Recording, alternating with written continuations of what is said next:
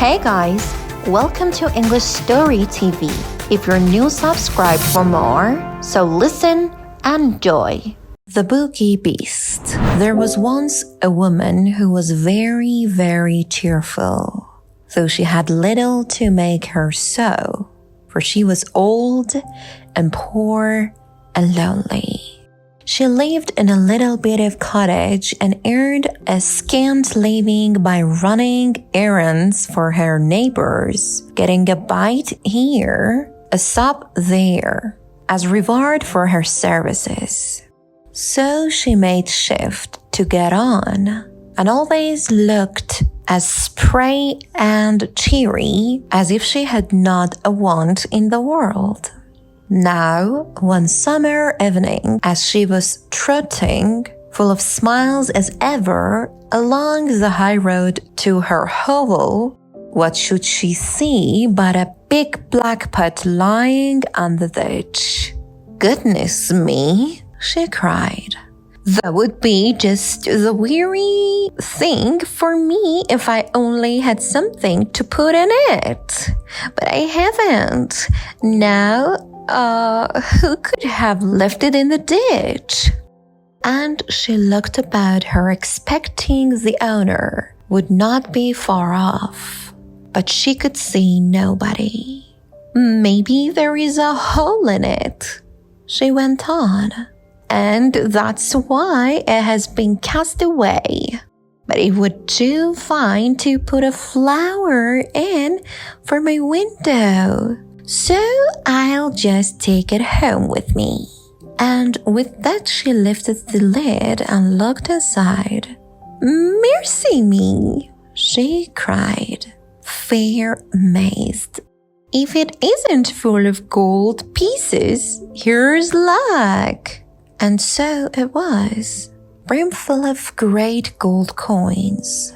Well, at first she simply stood stock still, wondering if she was standing on her head or her heels. Then she began saying, "Looks, but I do feel rich. I feel awful rich." After she had said this many times, she began to wonder how she was to get her treasure home. It was too heavy for her to carry, and she could see no better way than to tie the end of her shawl to it and drag it behind her like a go-kart. "It will soon be dark," she said to herself as she trotted along. "So much the better. The neighbors will not see what I'm bringing home, and I shall have all the night to myself and be able to think what I'll do. Mayhap I'll buy a grand house and just sit the fire with a cup of tea and do no work at all like a queen. Or maybe I'll bury it at the garden foot and just keep a bit in the old china teapot on the chimney piece. Or maybe goody feel that grand I don't know myself." By this time, she was a bit tired of dragging such a heavy weight, and stopping to rest a while, turned to look at her treasure. And lo, it wasn't a pot of gold at all. It was nothing but a lump of silver. She stared at it and rubbed her eyes and stared at it again. "Well, I never," she said at last. "And me thinking it was a pot of gold.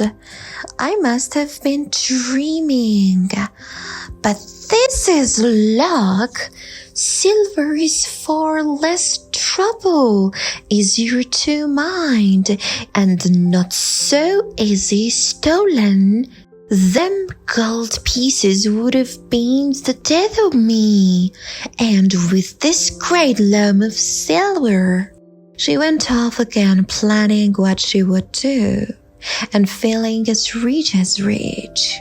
until becoming a bit tired again, she stopped to rest and gave a look round to see if her treasure was safe.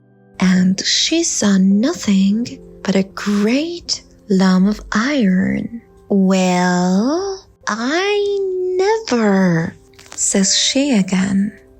"And I'm mistaking it for silver. I must have been dreaming, but this is luck. It's real convenient. I can get penny pieces for old iron, and penny pieces are a deal handier for me than your gold and silver. Why, I should never have slept a wink for fear of being robbed, but a penny piece comes in useful, and I shall sell that iron for a lot and be real rich, rolling rich." So on, she trotted full of plans as to how she would spend her penny pieces, till once more she stopped to rest and looked round to see her treasure was safe. And this time she saw nothing but a big stone. "Oh, well, I never," she cried, with a full of smiles. "And to think I mistook it for iron. I must have been dreaming, but here's luck indeed, and me wanting a stone terrible bad to stick open the gate. Ah, my, but it's a change for the better. It's a fine thing to have good luck." So, all in a hurry to see how the stone would keep in the gate open, she trotted off down the hill till she came to her own cottage. She unlatched the gate, and then she turned to unfasten her shawl from the stone which lay on the path behind her. Oh, it was a stone sure enough. There was plenty light to see it lying there, douse and peaceable as a stone should. So she bent over it to unfasten the shawl, and when, oh my! All of a sudden it gave a jump, a squeal, and in one moment was as big as a haystack. Then it let down 4 great lanky legs and threw out 2 long ears, nourished a great long tail, and romped off, kicking and squealing and whining and laughing like a naughty, mischievous boy. The old woman stared after it till it was fairly out of sight.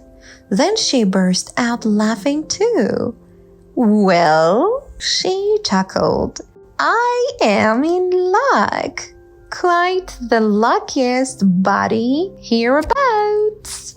Fancy my seeing the Bogey beast all to myself, and making myself so free with it too. My goodness, I do feel that uplifted, that grand." So she went into her cottage and spent the evening chuckling over her good luck.